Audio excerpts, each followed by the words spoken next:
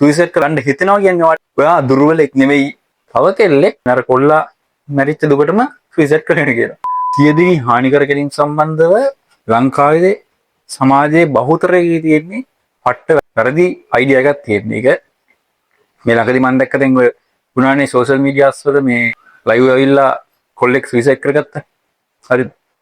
එතකොට ඒ සිද්ධියත් එක්ක මම දැක්කා ලොකු ටියුෂන් ගුරුවරු ෆොටෝක් දෙනවා ටක් ගාලා වීඩියෝ එකක් දාලා ඒකෙන් රීච් එකක් ගන්න දඟලනවා මේ සියදිවි හානි කරගන්නේ දුර්වලයෝ ඕන 2.5 වැඩක් කරන්න පුළුවන් මේ මිනිස්සෙත් පෞරුෂයක් නැහැ ඔය කතාරියක් කියලා කියනවා ඒ මිනිස්සෙක් සම්බන්ධව. ඊට පස්සේ මම දැක්ක සම්බන්ධව පෝස්ට් වලට කමෙන්ට් දිගට වැටෙනවා මේ ඉන්න ගොඩාක් මේ සියල්ල දත් කියලා හිතන් ඉන්න මෝඩ මිනිස්සුන්ගෙන් මේ මූට අම්මා ගැන හිතන්න තිබුණ නැති දීදෙන විදිහට කියලා. ඒ අර අන්තිම සෞත්තු මානසිකත්වයක් තියෙන මිනිස්සුන්ගේ තියෙන අදහස් තමයි ඒ තියෙන්නේ. හරිද? එතකොට මේ දැන් ඇත්තටම ඔය වරේදී මම මතක් වුණේ මේ මම O level ලියන කාලෙත් අපේ O level exam එකට මාස 3ක් විතර තියලා අපේ ක්ලාස් වලම හිටපු කෙල්ලෙක් සුයිසයිඩ් කරගත්තා.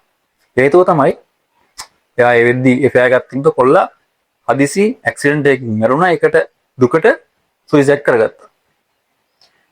ඔකේ තියෙන මරුම කතාව තමයි ඊට සතියක් විතරක් අපිට ආරංචි වුණා. තව කෙල්ලෙක් අර සීන් එක නිසාම කියන්නේ අර කොල්ලා මැරිච්ච දුකටම සුයිසයිඩ් කරගෙන කියලා. එහෙම තමයි කියන්නේ. දැන් ඇත්තටම දැන් කෙල්ලෝ දෙන්නෙක් ඒතකොට දරුවෝගේ මේ ඇක්සිඩන්ට් එක නිසා සුයිසයිඩ් කරගෙන තියෙනවා.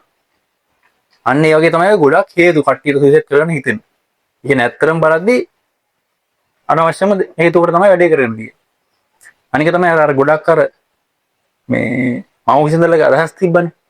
බයොලොජි උගන්වන ගුරුවරු එහෙම ලොකු ටොක් දීලා තිබ්බා මේ මෙහෙම දුර්වලයි කියලා. ඒක පට්ට වැරදි කතාව. හරිද? සියදිවි හානි කරගන්න කියන්නේ දුර්වල මිනිහෙක් නෙමෙයි. මේ මිනිස්සයාට තියෙන්නේ ලෙඩක්. මානසික ලෙඩක්. ඒ කියන්නේ අපේ ඇඟ අතපය ලෙඩ වෙනවා වගේම අපේ මනස ලෙඩ වෙනවා. මේ මනස ලෙඩ වෙච්ච වෙලාවට තමයි මිනිස්සෙක් එතෙන්ට පෙළඹෙන්නේ.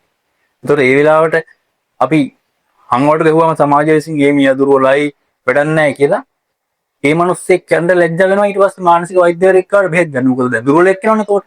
අන්න ඒ වගේ ගුණ අදහස් සමාජගත කරන්න එපා.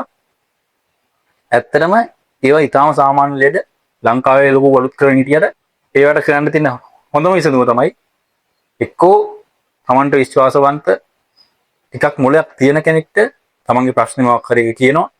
කියවුවම ගොඩක් දුරට ගොඩක් විසඳන්න පුළුවන්. ගොඩක් තියෙන කාටවත් කියාගන්න බැරුව තමයි ඔය ඉන්නේ. අනිත් එක තමයි එහෙම නැත්තම් පුළුවන් ඔය කවුන්සලර්ස්ලා ඉන්නවා. හරිද? ලංකාවේ ඉන්න සෝෂල් මීඩියා සපෝට් සෝක් කරාම ඉන්න කවුන්සලර්ස්ලා හම්බෙලා ඒවට විසඳුම් ගන්න පුළුවන්. එහෙම නැත්තම් කියනවා මෙන්න මේ නම්බර්ස් 19යි 26 ඊට පස්සේ 100 මෙන්න මේ නම්බර්ස් දෙකෙන් එකට කතා කරලා ඔයාලට විසඳුමක් ගන්න පුළුවන්. ඒ හින්දා සුයිසයිඩ් කරන්න හිතනවා කියන්නේ ඔයා දුර්වලෙක් නෙවෙයි. ඔය ගොඩක් බහුතර පොර කියලා හිතන් ඉන්න මිනිස්සු කිව්වට ඒක ඇවිල්ලා මානසික ලෙඩක්. ඒකට බෙහෙත් තියෙනවා. බෙහෙත් ගන්න විදි මේවට කතා කරලා පුළුවන්. කවුන්සලර් කෙනෙක් කම ඒගොල්ලෝ නැත්තම් තව කෙනෙක්ට කියලා ප්‍රශ්න විසඳන්න පුළුවන්. බොරු සමාජගත ගන්න එපා.